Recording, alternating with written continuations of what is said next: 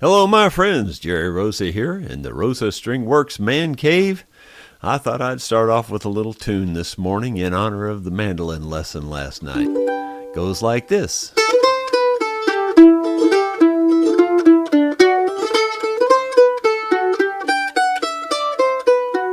It can happen any moment without reason or rhyme. It might be right around the corner, or it will come up from behind. The picture that I thought would fade, but I still clearly see. That's when the thought of you catches up with me. It can happen on a Sunday drive, the sky above a shade of blue. Driving down some lonesome highway, then you come into view. And mile after mile goes by, and you were all I see. And that's when the thought of you catches up with me.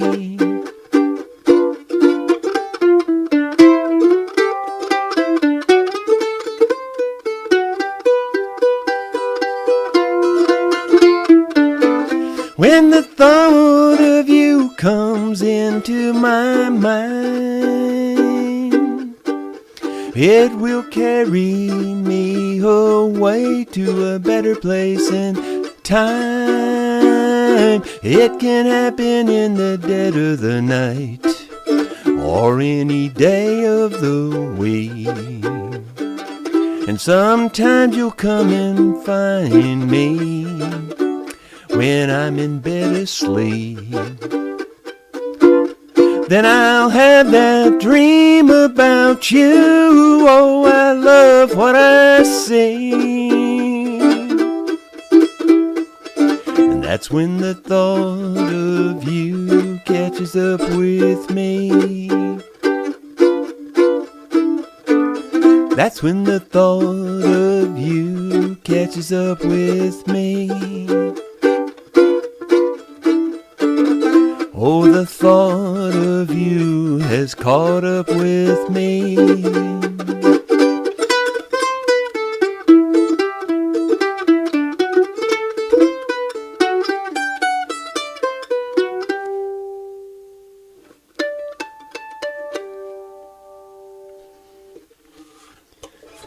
This mandolin is the one I demonstrated the training with last night. It is the very first mandolin that I ever made out of sycamore.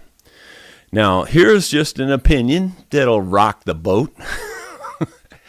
My opinion is, and I pretty much firmly believe it, had the first mandolin ever been built out of sycamore, then 99.9% of them would be built out of sycamore.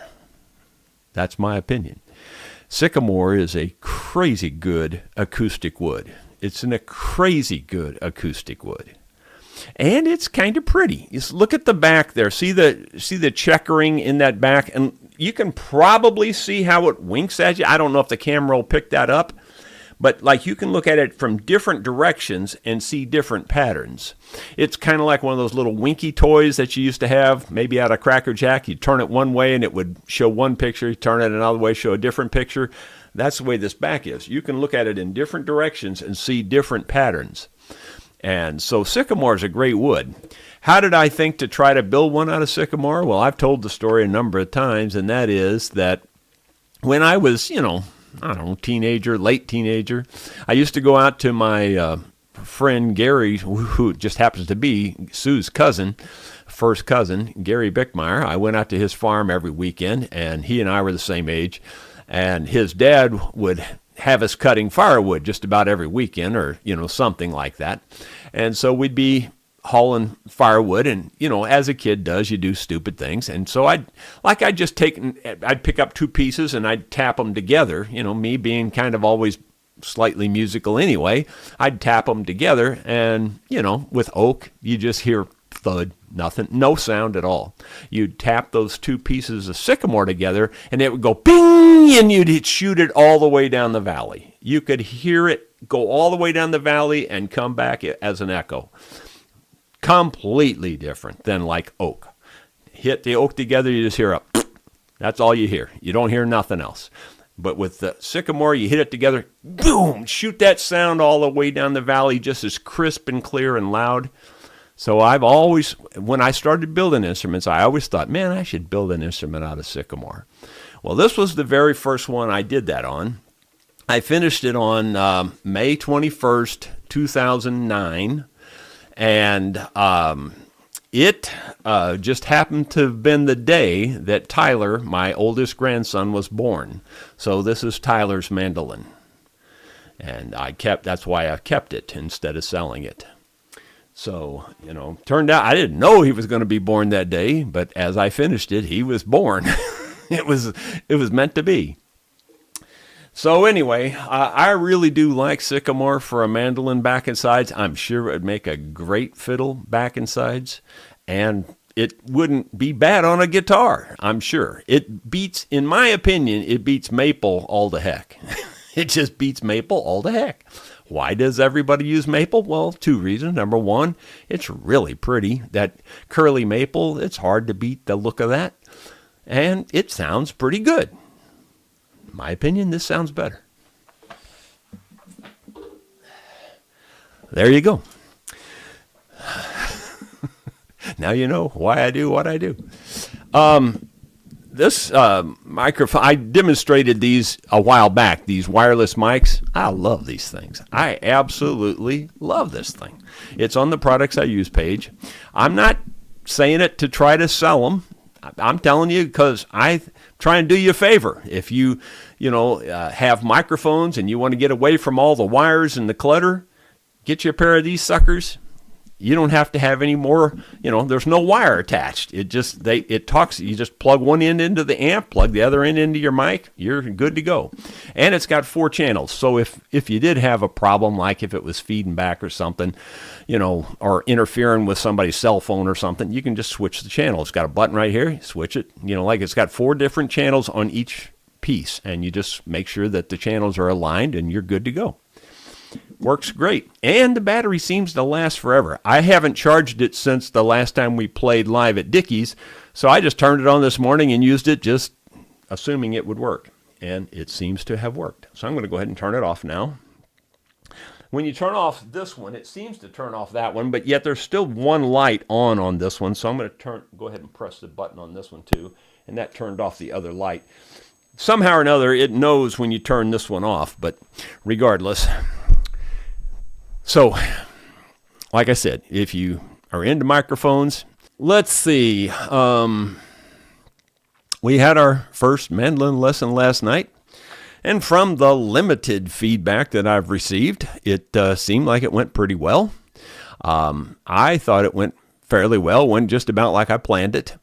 I feel like each lesson will get a little bit better because, I'm kind of getting my wings on that. You kind of have to feel your way into it, And anyway, I didn't expect to get too far last night, but, a number of people commented already that they already learned quite a few things. And it was mostly the basics. It was really more like understanding the mandolin itself and kind of knowing what kind of mandolin to buy and, like if you're out looking for a new one or whatever, what to look for and how, the picks and the different options in the picks. And just things like that. I didn't talk about strings last night. I probably could have talked about that too, but you all heard me talk many times about strings, and I recommend phosphor bronze strings. And on the mandolin, I recommend either the GHS A270, which is a phosphor bronze medium, or I recommend the Diodario J74. Either one of those. And again, I couldn't tell you in a blind test which one I'm using. They look and sound exactly the same to me. Maybe not to you, but to me they do. Okay, let's see. Moving on down here. The mandolin lessons will be every Thursday evening at 7 o'clock p.m. my time. Now, the exception, of course, will be the last Thursday of the month where we will have our live concert with the band. And, as last month, that's also subject to change. If we have to move it up a Thursday, well, then that'll be the night we won't have a mandolin lesson. So you'll have to watch the vlogs to know if anything's changing on that. And I'll let you know as quick as I can. And, it's just, there's things I can control and things I cannot control, and that's one of them. Let's see. We'll be live at Dickey's this coming Tuesday, the 18th. So if you're in the area and you want to stop in, we'd love to have you. I've got a short program this morning, and we're just about done, so I just have a few little laser projects that I thought I'd show you. I do think I've got the laser optimized now. I think it's working well, and it's got past my shooting myself in the foot, because all the problems I've had with it so far were self-inflicted. So anyway, I think it's working well now, and I think I've got all the woes behind me. And I really do like it. It's so much easier to use than the old laser cutter. Now, the old laser cutter, I'm not trying to pick on it because it's pretty good, especially for the cost and everything. But this one's so much easier just and straightforward to use. And that's what's really nice about this one. Anyway, the very first thing I did after I felt like I had it under control was I did that. I just made my logo just on a little piece of wood. And, you can make these any size.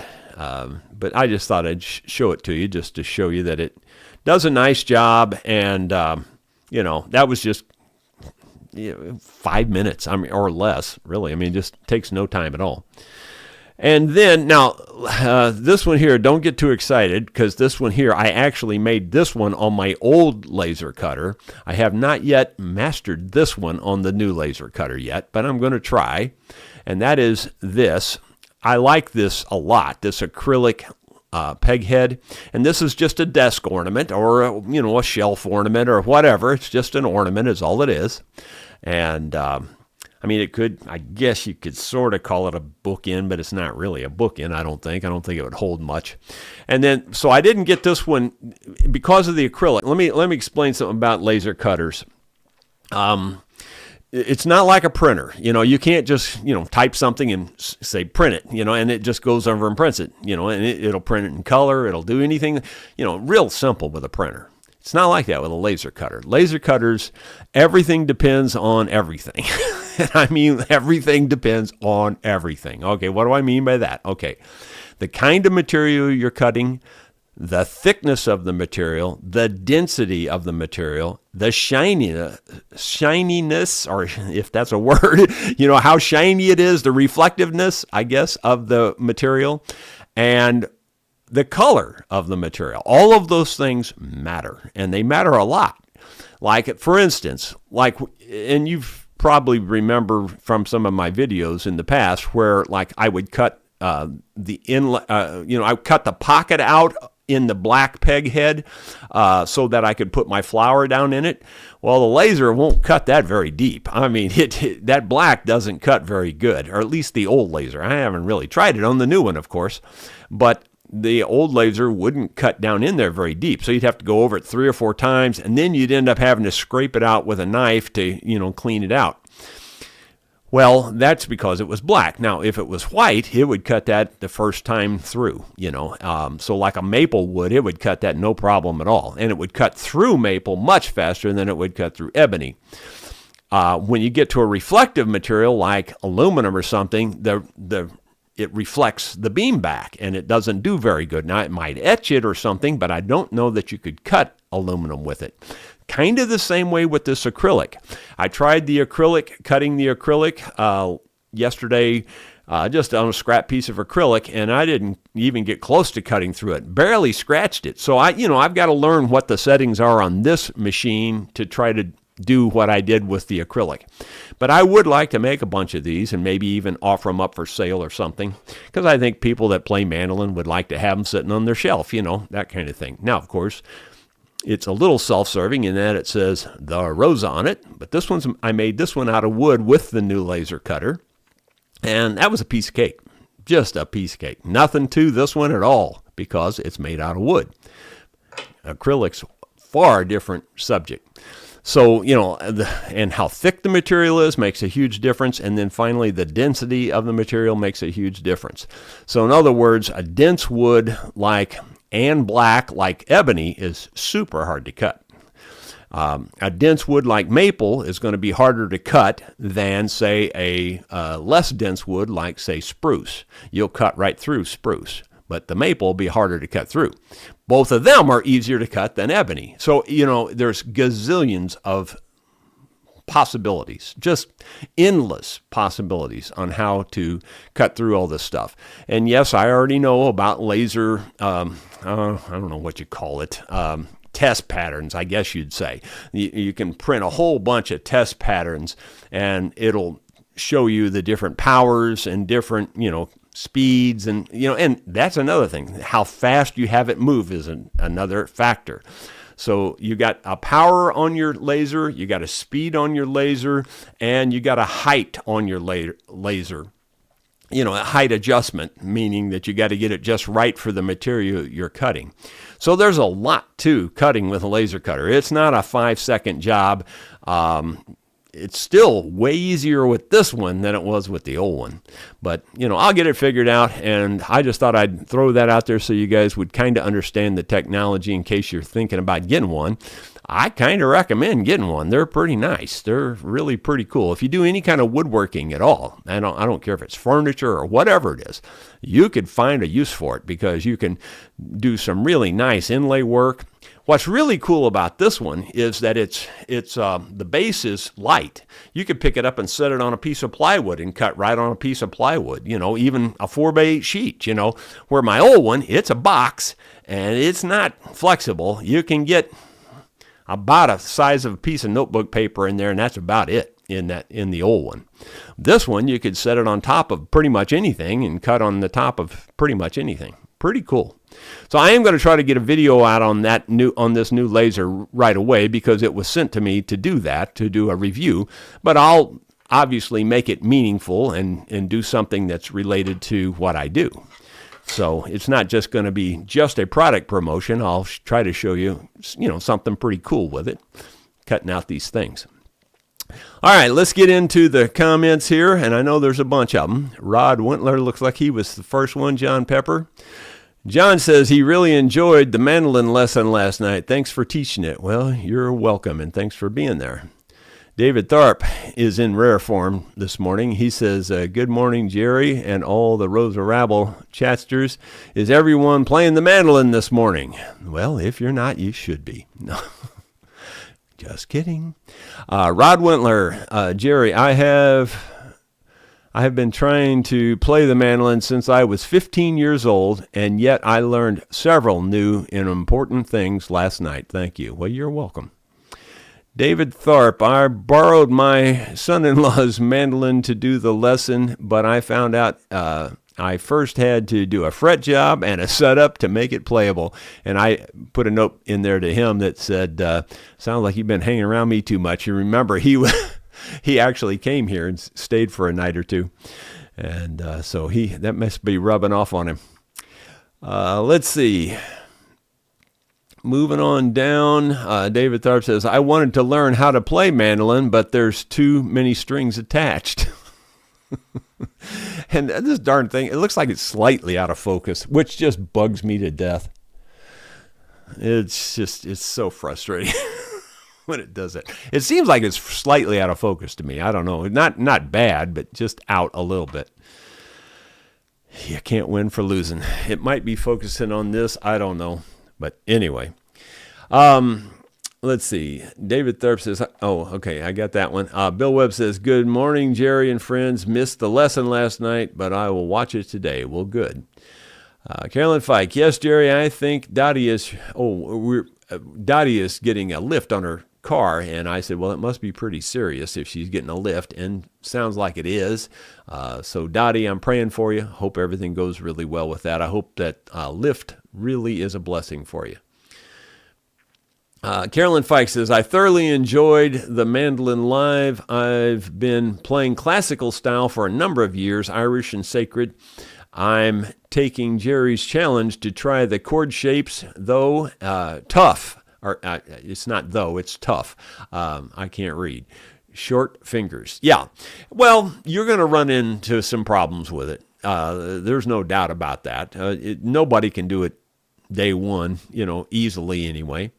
It takes some practice to do these chord shapes, but I'm showing them for a reason, and those reasons will become more and more evident as we get through the training. I don't want to go into super detail now, but there's a real reason why I'm showing you the way I'm showing you. And what I forgot to maybe say last night is that hang in there, learn what I'm showing you, and then after you get the whole concept, feel free to switch to a different way to make the chord if it's easier for you. I don't have a problem with that. But you'll understand the concept and the logic behind what I'm showing you. And I really want you to use the chord shape I'm showing you because it makes this learning so much easier because everything is relative from where you start with this chord shape. And it won't be if you switch chord shapes and do all these other things. It'll make sense as we get down the road. Moving on down. And again, on that chord shape, by the way, that's the full 4 fingers. If you can't get the 4, if you can only get 3, that's fine. You'll be fine. You'll still get the concept. You'll still understand it. It'll be fine. Let's see. Moving on down here. I tried a little poll this morning. I was just playing, trying to understand what this poll is. It's the first time I've ever tried it.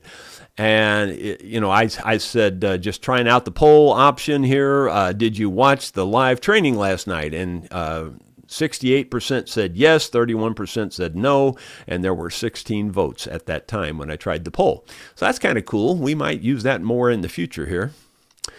Let's see.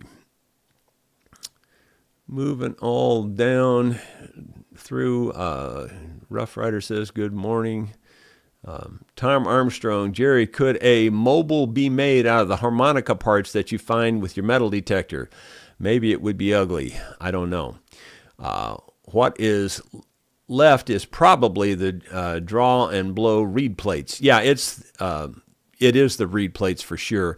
And a lot of them are just tiny pieces. I don't think it would make a very attractive mobile, at least not in my opinion. Everybody has a different way of looking at art, but for me, I can't see it being all that pretty. But it is brass, or at least all the parts are. It's amazing how many harmonica parts you find. If you've been around old places metal detecting, you're going to find harmonica parts. It's just nuts. I don't care where you go, you'll find them. I find them all over this place. And I've probably found, 20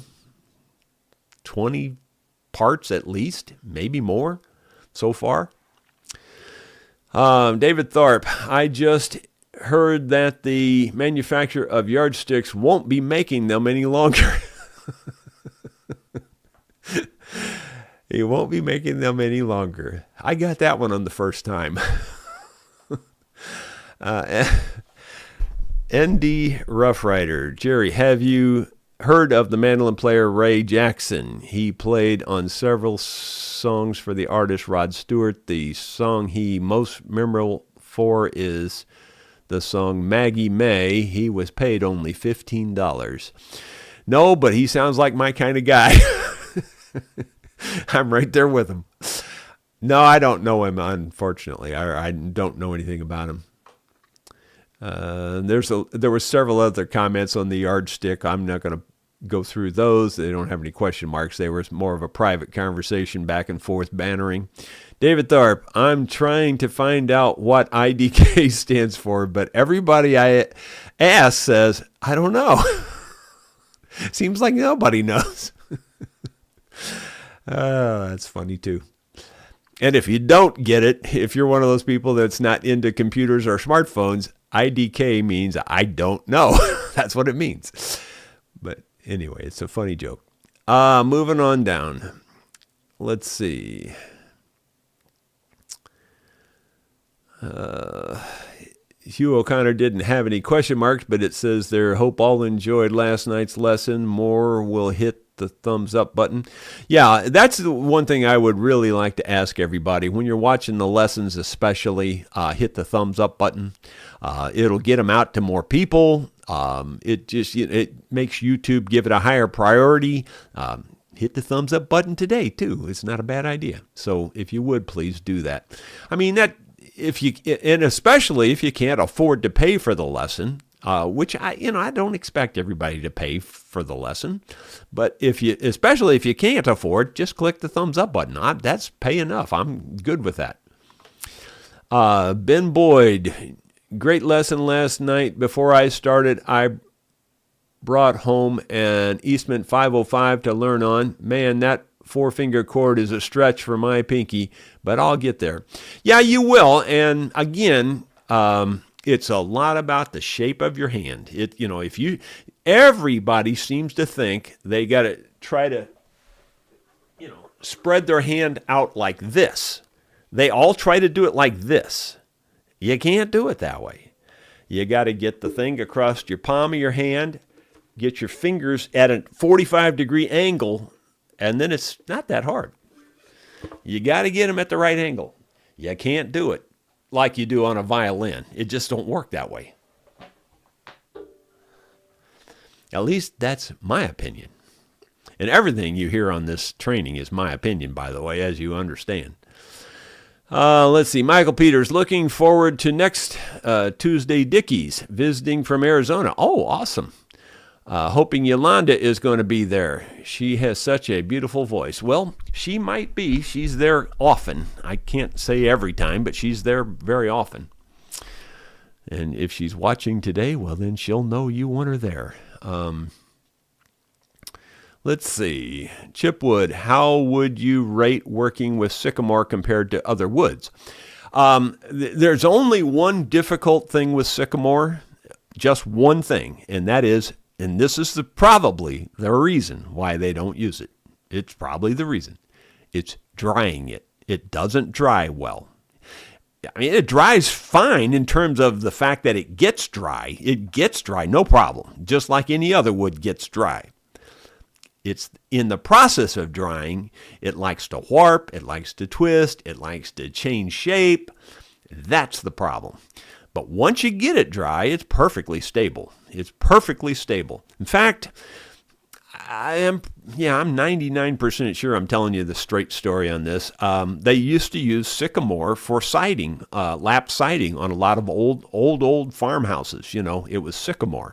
It's very water resistant. It's a strong wood. It resists cracking. It's just a good wood for like siding and things. But it's really hard to dry it smooth and flat, and that's probably the reason it never caught on.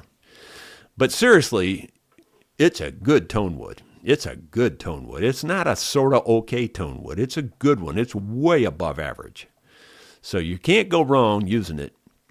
If you quarter saw Sycamore, which is what I would definitely recommend for an instrument, when you quarter saw it, it always has those ray flecks in it. It's not like, it's kind of like oak. Oak generally always has ray flecks in it as long as you quarter saw it.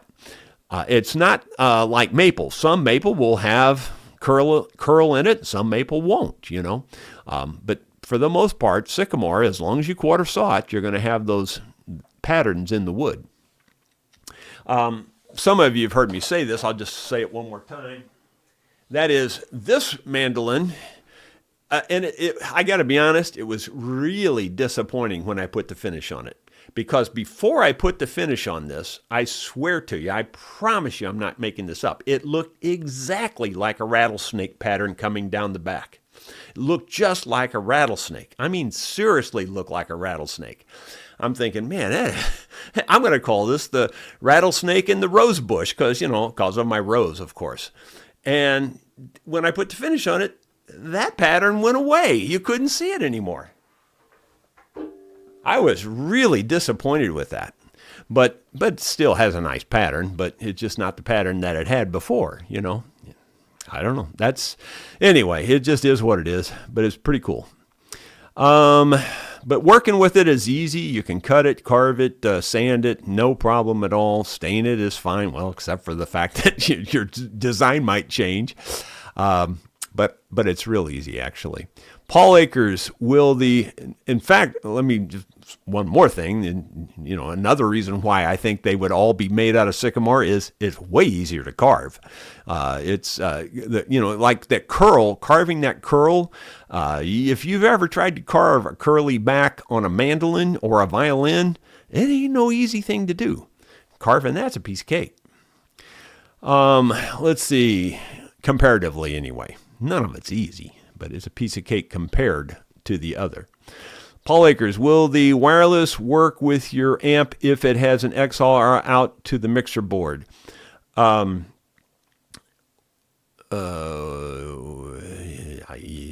I mean, that's what these are right now. These are XLR. This is XLR, and the thing I have the tail plugged into, or the other receiving unit plugged into, is XLR. Now, when you need to convert it, let me get that real quick. I've got it right over here.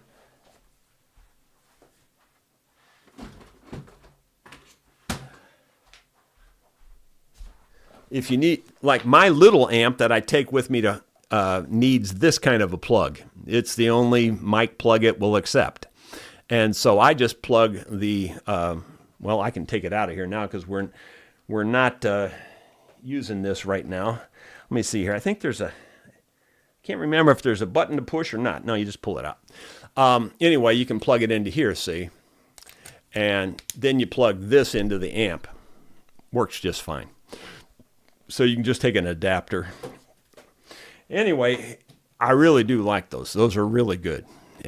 Now, in all fairness, and to be completely above board, Leon says he has that for the actual electric guitar, so that he can plug one end into his electric guitar and the other one into his amp. And he says he's not too impressed with that one. Don't know. I just got to tell you, that's what he said. I'm very impressed with this, and so far everybody that's heard it at the live show likes it better, and the band seems to like it better, so I really like it a lot. Okay, let's see. Ben Boyd, maybe offer to sell those acrylic cuts to people who graduate your mandolin training. Yeah, that's a possibility. Yeah,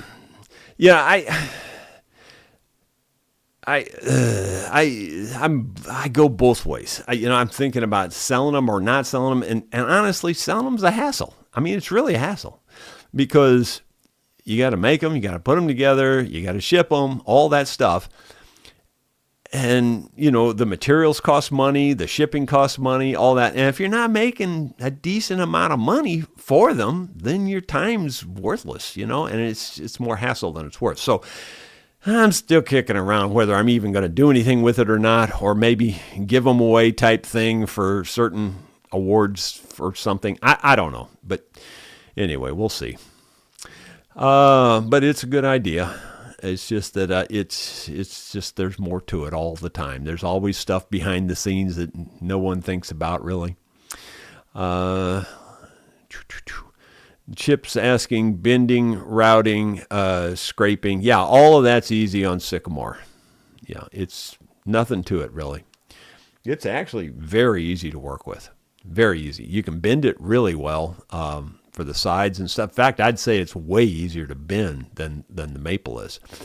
And what's cool about that is that it's all those things. It's got all those positives. The only negative is the drying aspect.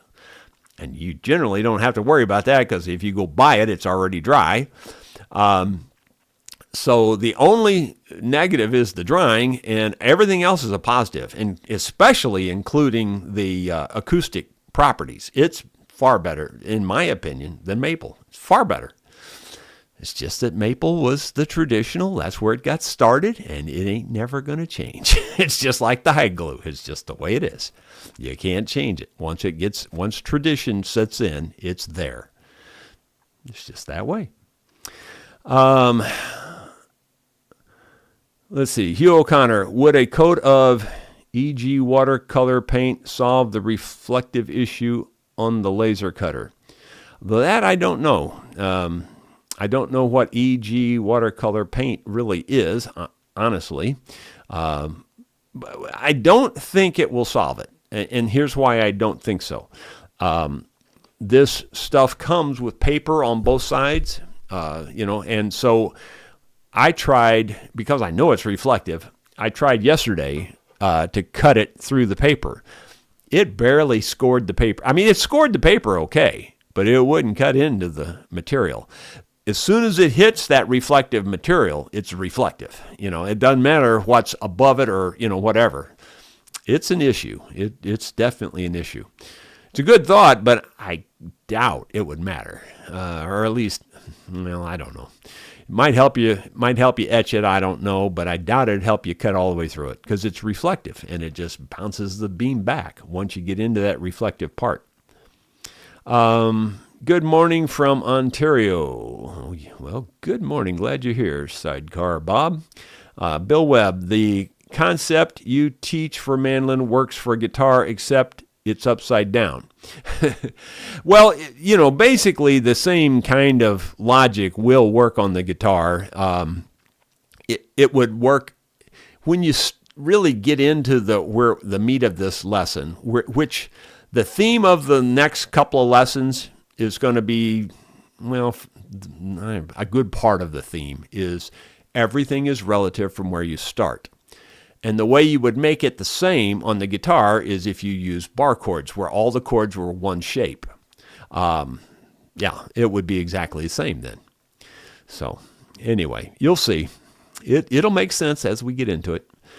Jeff Puris, back in the day, a new harmonica was 50 cents or less. Yeah. And, you got to remember, they didn't have the internet. They didn't have TV. They didn't have radio. They didn't have nothing. So entertainment was whatever you created. And playing a harmonica was easy. They're small. You can carry them with you. Got them in your pocket. It's just a piece of cake. And entertainment's entertainment, and that's all they had back then, that maybe a fiddle player and things like that. But, a fiddle is a big instrument compared to a harmonica. So harmonicas were everywhere, apparently, back in the, mid 1800s, late 1800s, that kind of thing. They were everywhere, apparently. Mike Bennett, hello from Winter Park, Florida. Let's see. And then John Warren says, but Jerry, there are those of us that don't have fingers as long as yardsticks. Yeah, I get it. But, I get it. I totally get it. I'm blessed that way. It makes it easy. But honestly, in fact, Frank Ray, he's one of the best mandolin players on planet. He's really good. He's just really good. Very good band. It's Cedar Hill. They've had a lot of charted songs on, in bluegrass. So they're a national act, I guess. One of the lesser national acts, but they're a national act. Well, Frank Ray, I don't know how he looks nowadays, but at one point he was a huge, huge man. I mean, he was huge. And his fingers were about this long on me. I mean, like, seriously, I'm not kidding. He was a huge man, big, thick, fat hands. His fingers were like that big around compared to mine. I'm exaggerating, obviously, but like my pinky is that big. His pinky was that big. I mean, seriously, huge. Short fingers and fat. And he can play a mandolin like nobody's business. And he can make those chords. If he can do it, pretty much anybody can do it. It's just get used. It just takes getting used to. That's all it takes. I mean, you got to keep trying. You got to keep trying. And you can't give up. And it's getting the hand in the right shape. It's muscle memory. It's just like anything. I mean, could you go run, a mile and keep up with a runner that runs every day? No, there's not a chance. You couldn't do it. If you take off and it's your first day running that mile, you aren't going to keep up with anybody that's been doing that every day. There's not a chance. Same way with this. You can't possibly keep up with me doing this on your day one. but maybe on day 50 you'll get close. It's going to take some time. It's not an easy thing to do.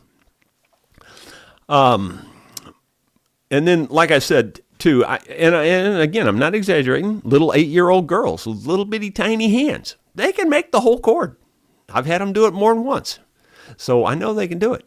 So it's possible. Where it gets borderline, is like once you get arthritis and your hands get real stiff, you get older, it's way harder. But it still is possible with enough practice and enough, movement in your hand, there's always going to be some exception, but you know what I'm saying. Moving on down, Simon Jardine, regarding fingers and how many to use, one of the most famous guitar players ever, Django Reinhardt, played mostly with just 2 fingers after a bad burn injury. Yeah, and that's, perfect example. There's lots of people that have total deformed hands and still play really well. There was a guy down in Mountain View years ago. I only saw him one time, but people talk about him all the time. He had made himself a deal to hold his fiddle up under his neck. He had a deformed hand or injured hand. I don't remember what it was. And he basically just had like a stub or something, and he could play fiddle like nobody's business. And the banjo player that was with Doyle back in the 90s, I'm thinking. I can't remember now. And now I can see his face. Barry Abernathy, I think is his name. I pulled that one out. I think that was his name. He had, I don't know, just a nub or two, or he had like maybe a thumb and a nub or something on his left hand that played the banjo. And sounded like every other banjo player you'd ever heard that played for Doyle. And if you didn't know that, if you ever look at those photos where Barry's in the picture, he generally has that hand hidden behind the door or down at the side somehow. You don't notice it. He didn't want to call attention to it. I got to jam with him one time, and there was another one. I think his name was Barry also, that was from Doyle's band at the time, and me and names. So anyway, there were several of us from Doyle's band and myself down in like a hallway in this, it was in Columbia, Missouri, and we jammed for the whole, afternoon. We were really having a good time. It was just awesome. And I went outside, and who did I run into but 10-year-old John, the boys down at the acoustic shop in Springfield, Chapman. He was only 10 years old. He was out on the parking lot and absolutely tearing the guitar up, all by himself, just out there by himself. And I heard that kid playing that guitar, and I went, oh my gosh. I grabbed him. I said, boy, you got to come with me. I took him downstairs and introduced him to Barry Abernathy and those other guys. And that's the first time I ever met John Chapman. Oh my gosh, that guy can play a guitar. when he was 10 years old, he could do that. It's just amazing. Just amazing. He's just a natural talent, like, God-given talent, man. Bruce Moore, would Sycamore make a good bridge plate? Yeah, you could do a bridge plate with Sycamore. I think it'd be okay. It definitely beat Maple. I think I'd probably go one step up and go to Rosewood or Paduke for the bridge plate. But it would be better than Maple for sure. There's no doubt about that in my mind. Especially, assuming it was quarter sawn and everything. Simon says, do any of your friends or bandmates play the Baudran drum? They sound fantastic. I know basically what that is, but we just don't use it in this style of music. When played by a really skilled player, the range of sound is amazing. Yeah, I know there's all kinds of obviously amazing instruments out there, and I've heard people playing that. Don't they typically play that with Irish music or something? I'm no expert, but I've definitely seen it and heard of it. I just, it's since I'm not into that, I don't pay a whole lot of attention to it. That's just the truth of it.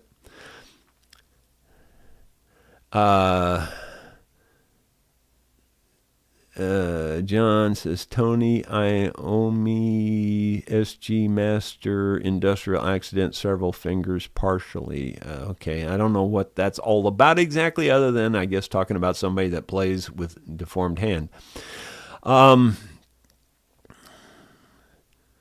Yeah, and Paul says he's true on the Bodhran instruments. The Freeze, there's Jerry Freeze says, I saw a fiddle player back in the 80s, had all 4 fingertips cut at the first knuckle, won the Grand Nationals in Winfield. Yeah, it's amazing what a human can overcome. And that's why I say, hang in there. Even if you never get the 4 fingers, just keep going. You'll get the 3. Almost anybody will get the 3. It's not that terribly hard. If you can do 3 fingers on a guitar, you can surely do 3 fingers on a mandolin, Now, the 4 fingers is a big stretch on a mandolin. It stretches every bit as much as you're going to ever stretch on a guitar. So it's tough. The 4 finger is.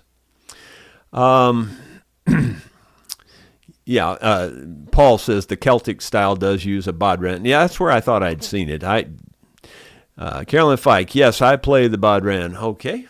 Well, I don't know a lot about it, and I'm not knocking it or in any way, shape, or form. It's just that it's not really typically used in bluegrass. In fact, there's really typically never a drum, although there are instances where people pull the drums and snares and things like that in, and they do use them.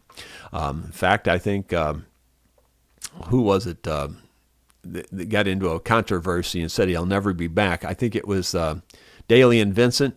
They were at the festival down in Starvey Creek, and they have very strict policy about no electric instruments and no, drums or anything like that. And they wouldn't let Daly and Vincent use their snare drummer.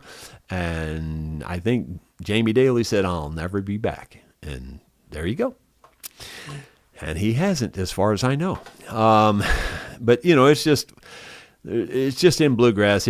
I can't say it's completely frowned upon, but it's just not the norm. Simon Jardine, Jerry Lomi lost his fingertips in the accident. Jerry, he wore leather fingertips and became a very famous guitar player. Oh, okay. Well, guys, I'm going to probably let that be it. Let's see. DE says the Dead South uses a drum occasionally. Yeah, like I said, I'm not saying it never happens. It's just that that's not the norm, and most people don't use drums in bluegrass. So that's the reason. But anyway, that's it, guys. Thank you so much for being here. We will see you on Monday with something else, and I'm going to try to get caught up on some emails and things like that today and try to get some kind of videos out for the weekend. Don't know how it's all going to fold, but we'll see. Thank you again. See you Monday.